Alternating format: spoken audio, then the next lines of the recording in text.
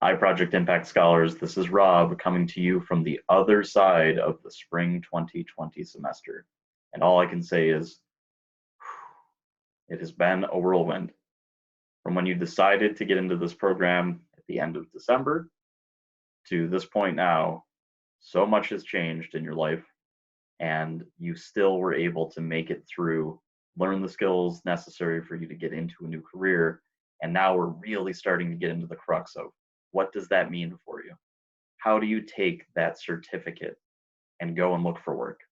For others of you, you're still going to be taking classes this semester, either through making up one of our COVID incompletes or by finishing up classes that you just need to be able to complete the certificate. Understand that all of this work that we're going to be talking about in this video today is all stuff that you can be working on right now. It's going to help you on this job search because so much of this is about preparedness. You're doing all the preparedness you can do academically.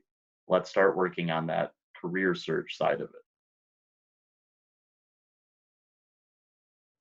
So today, what are we going to be talking about is we're going to be talking about gathering our job application ingredients.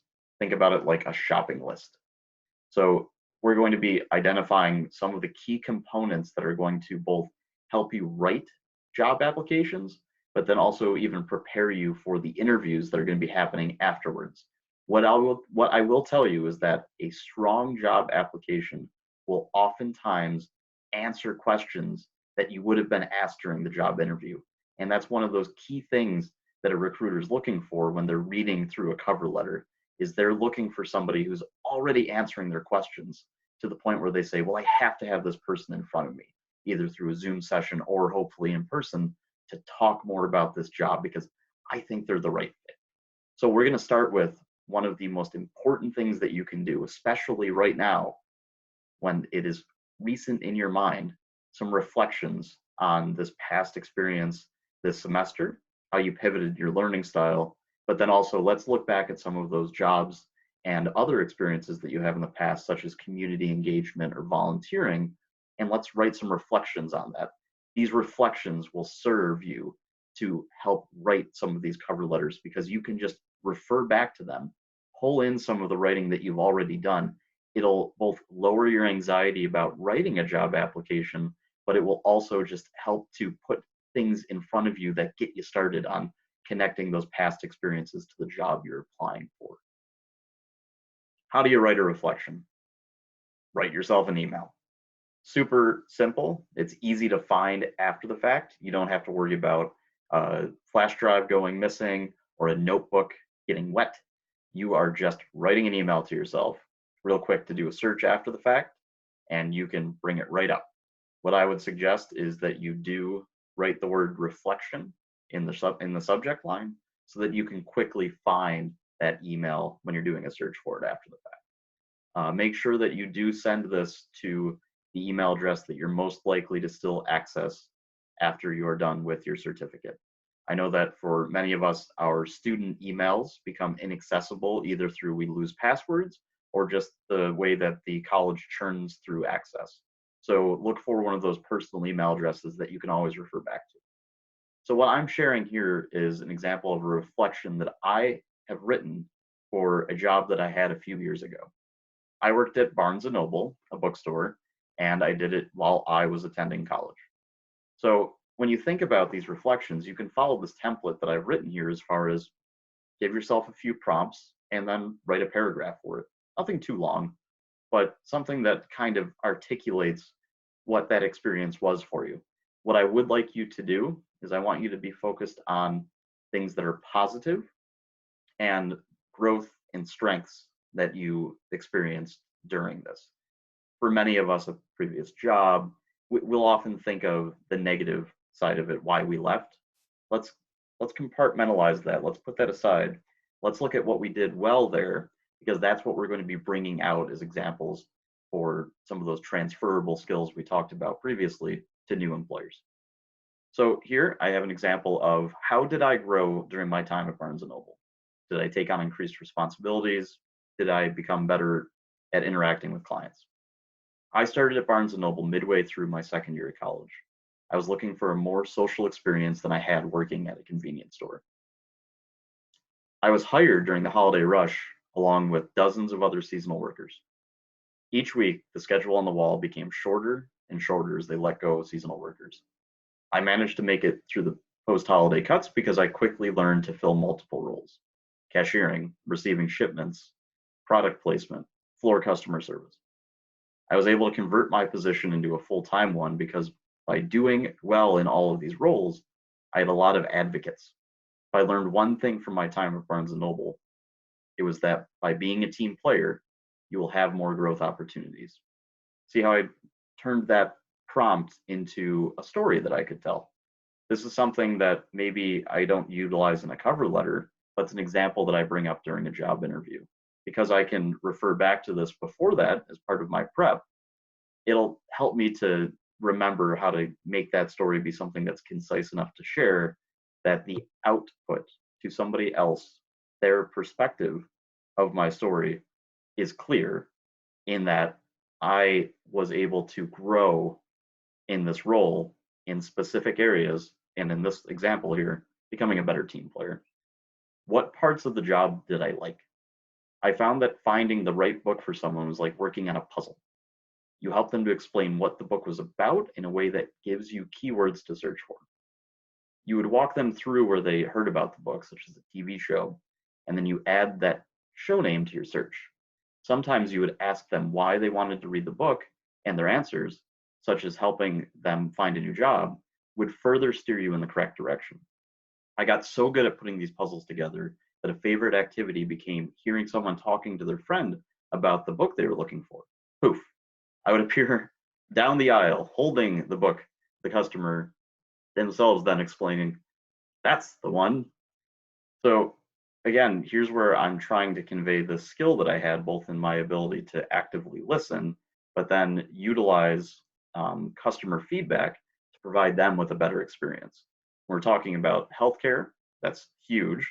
For our security students, that's also very large, because oftentimes when you are working with a client in IT, they don't necessarily know exactly what they're looking for. You have to tease it out. And this example would help an employer to understand that I have that ability to encourage the customer, the client, to provide me with more information that I can use to help them. And here's a final prompt that I wrote for myself. What story can I tell others that highlight the work I did? When I first started, I felt like I needed to make a good impression and stand out from some of the other seasonal staff. My store manager was huge on upselling, no surprise to anybody who's worked in retail. Being in Buffalo, New York, our store had a bin of $7 stuffed buffaloes. I took it upon myself to make sure every table had a few of these little friends sitting on top. Shelving displays often found themselves with little buffalo dioramas going on around the books. What started out as a small bump in sales the first week turned into hundreds by season's end. There was little doubt that I could make an impact on our store's bottom line. Again, talking about my ability for salesmanship, my ability to take initiative, and key here, my ability to track the results of my work to show the outcome of what I had done.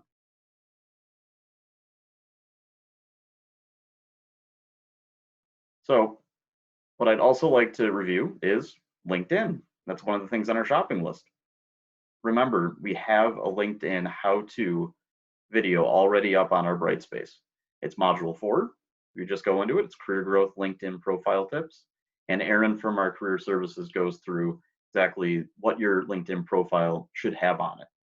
It's a real quick video, and if you take 20 minutes yourself, you'll get your LinkedIn profile looking the way that you want it to, so that others can find you online and then be able to support your career search, which is important for the next item that we're going to be talking about here, which is reaching out to a former professor, a colleague, or a supervisor, really anybody that knew you well. The idea of this touch point is to reinforce that connection that you have with that individual so that they can become part of your job search network. What are the things that you're looking for? Obviously, we're all looking for references, but what I want to get into is some of more of these growth opportunities that these individuals can help you with as you're starting to put together this job application preparedness toolkit that we want you all to have.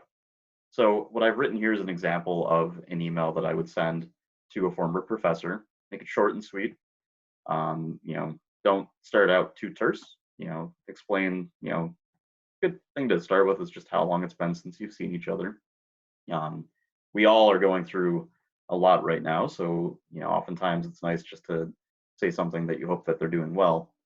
What I would encourage you to do with it is to, once you've sent the email and received a response that yes, they're okay with meeting with you, make a personal agenda for what that Zoom conversation is going to look like. Don't share it with the person. Just have it sitting there next to you while you're on the call, just to make sure that you're hitting the points that you're looking for. Don't be afraid to take notes. I would really recommend that you do, and that way you're getting a good outcome from the call. So some of the things to do on the Zoom conversation: be sure to start by asking how they've been doing and what has changed for them. Share your plans for seeking employment and share your value statement. This is where you're getting their feedback on where you think the direction you should head on is. You'll be amazed with the feedback that you get from some people, that they'll tell you about strengths that you might have even thought are weaknesses. That once you hear that, it might provide you with a certain level of confidence, or an epiphany that says, oh, maybe I should think about pursuing that field too, that's still related to the education that you've recently completed or are completing. Ask how they stay current in their field. Things like news sites, skills that they look to develop, and opportunities that they themselves have been looking for. If this person is not in your field of study, still great to hear about how they go out and look for networking opportunities. There's so many things that are transferable between one field like engineering and another like healthcare, just in the way that people interact with each other. They might be able to give you a great best practice for following up with somebody that you meet at a conference that you can use yourself too, because it's not necessarily about the industry, it's about those interpersonal skills. Ask if you can use them as a reference on job applications. Notice that this is fourth on the list, because you're not just going into it looking for a transaction with this individual saying, I want this. The job, the reference on a job application is great so long as that person is going to strongly advocate for you. To build somebody who's going to be a strong advocate, have it be to the point where they understand that they're in an interdependent relationship with you and know that you truly care about them in the same way that they're offering to care about you through being a reference. And what I would suggest is, after the call, connect with them on LinkedIn. So we just went and refreshed our LinkedIn, and now you can go and connect with them. Why do you do that? Couple great examples. First is that they can go and they can endorse some of the skills that you have listed on there. On my profile, this might be an individual that goes and endorses me for community outreach. That's great because it's starting to build up those mini references. So it might not be somebody who the employer calls after you've applied, but it just gives it a little extra confidence to them that, oh, this person knows that skill. And then they can easily share your profile with others. It's real quick to just do a copy and paste of your LinkedIn URL's address, and they can send it to a friend of theirs who might be in that field, might be looking for somebody, and then you're starting to go into this informal job search that so many people find jobs through. Next up on your shopping list is, we are going to think about our continuous learning plan. Why is a continuous learning plan important? Is because that's how you convert a job into a career. That's how you move from just getting in to moving up.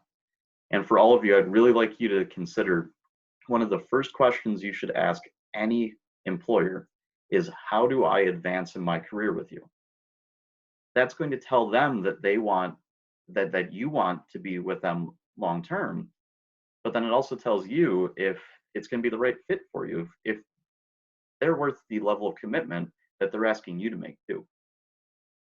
When you have a continuous learning plan, you're able to answer questions that are commonly asked during an interview, like, where do you see yourself in 3 years? How do you stay current in your field? Where do you see our industry in 5 years?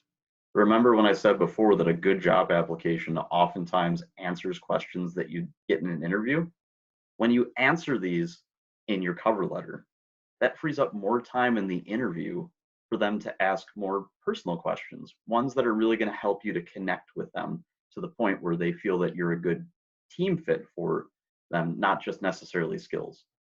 Keep in mind, this again becomes a great reference point for you for that job application too, because you can refer back to having this continuous learning plan if you're asked these questions in person.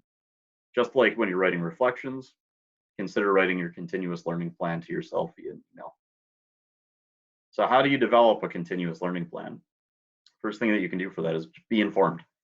So on that Zoom call for the check-in for potential references, ask how they stay current in their field and jot those down. If it's somebody who is in your area of interest, it's gonna be super easy. You'll be able to probably look it right up on the Zoom call. I would even recommend sharing your screen and typing it in and just confirming with them that that's the organization that they follow. If it's a really good organization that has a lot of blog posts or timely articles, set it as your homepage to be a trusted news source for you. Make it be that whenever you turn on your web browser, you spend 10 minutes going through and seeing what the newest article talking about community healthcare is like. For me, I open up a website called Inside Higher Ed Daily. For my hobbies, I go to a website called realclearscience.com. I make sure that I force that to be the first thing I see to remind myself that those are values, those are interests to me that matter. Stay current on what's out there, because these are going to be some of those easy side conversations that you can have during an interview or during a networking event. Follow professional organizations related to your field on LinkedIn. Aaron's video that we talked about a few slides ago, that's up on Brightspace, that's a great one to take a look at for that. He tells you exactly which organizations to look for, tricks to finding the ones that are worth it, and then where to find them on your LinkedIn feed.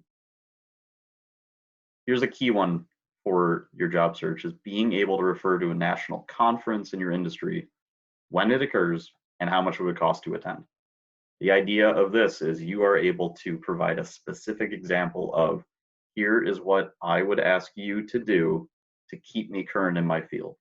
And employers will oftentimes not just be willing to, they want to send you to that type of engagement. It's awesome for your career, is as you go to events such as that, you are expanding your network. You are expanding the number of advocates that you have who say that you are somebody who understands this specific area of your field, and potentially places that you can go apply to because you have an in.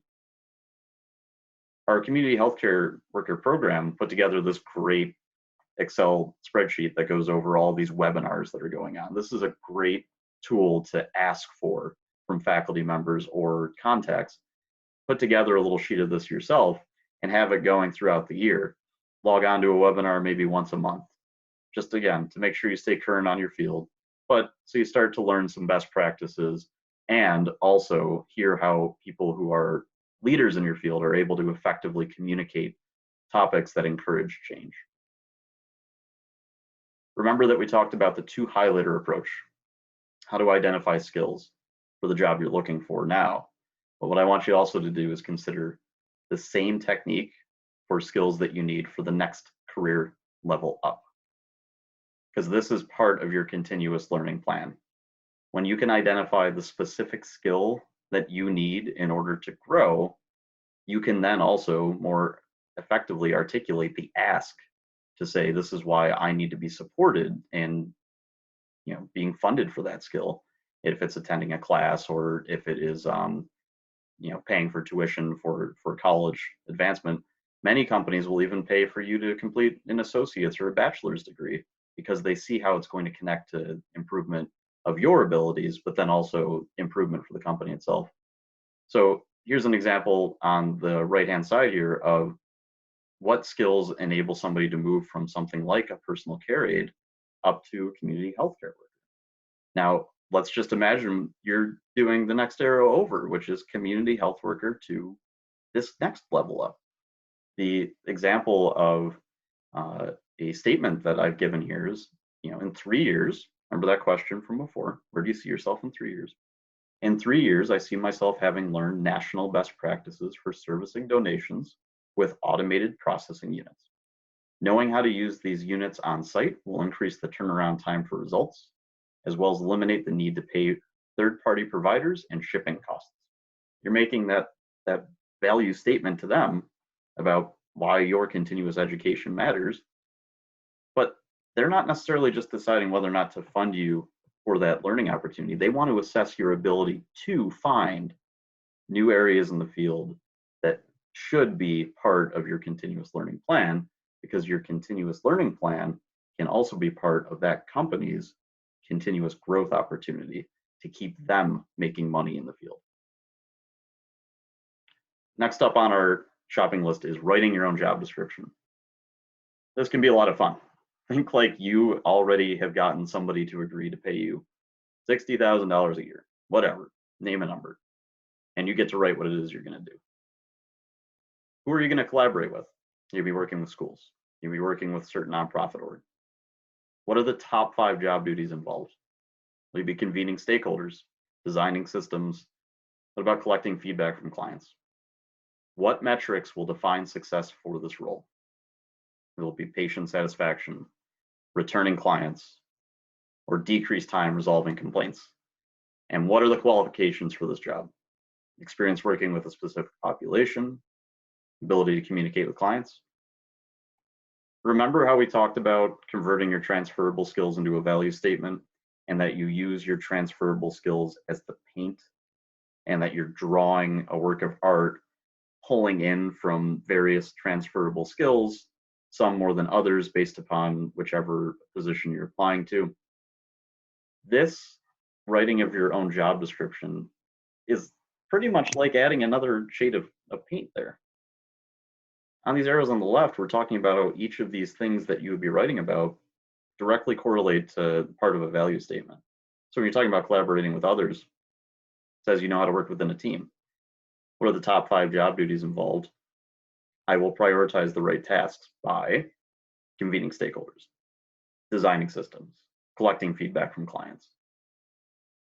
What metrics will define success for this role? That's telling the organization that you know how to ensure success can be measured. And then finally, the qualifications. That's how you can help to articulate why your background will add value to their team. So when you write this job description, these are going to be your value adds. And based upon which organization you're applying to, you might be pulling in from some more than others. I will tell you that one definite one to focus on is this: what metrics will define success for your role? Every organization wants somebody who knows that they can be accountable and wants to have measurements that somebody from the outside can say, yes, they are doing this role well. And if you can articulate what you feel your performance metrics should be, it's going to tell the organization already that you're the kind of person who isn't going in for the sake of the work, but is going in for outcomes. So many of you are so passionate about the field you're getting into. Convert that passion into some outcomes that you can tell an employer you'll be held to. So what is all of this doing when we have this shopping list is we're filling something like a spice rack. So we're preparing for job applications with ready to go ingredients. We're able to go back and pull from a reflection to share an example of our perseverance. We're able to go back to a follow-up email to somebody who's going to be one of our references to say why it is that we are able to leverage a network of experts to support our role, that this organization isn't just hiring one person, they're hiring somebody who knows how to curate a lot of great ideas that are out there in that field, and who's not just moving into an entry-level role, but is starting a journey with that company. The idea is that you're able to take all of these ready-to-go ingredients and adjust it for the right amount of spice and flair. So what I have here is a Bloody Mary. And for those of you who have had a Bloody Mary before, it can be spicy, it can be sweet.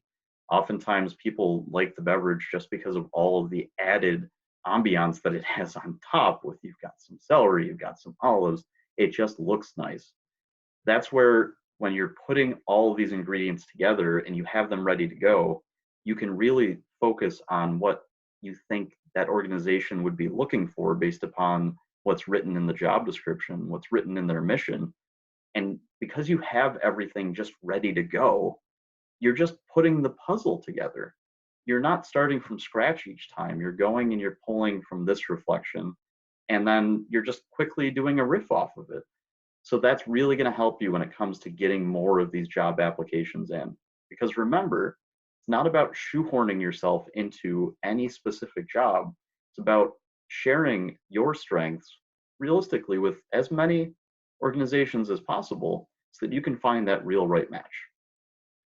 Our team, remember, is available all summer long to help you with this job search.